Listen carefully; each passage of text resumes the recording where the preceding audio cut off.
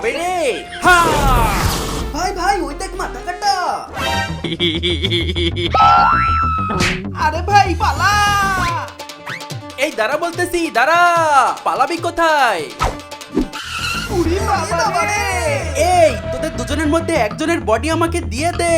আমাদেরকে মেরো না, দয়া করে আমাদেরকে ছেড়ে দাও। তোদেরকে ছেড়ে দিতে পারি যদি সবাইকে লাইক সাবস্ক্রাইব করতে বলিস। তোমরা প্লিজ লাইক এন্ড সাবস্ক্রাইব করে দাও।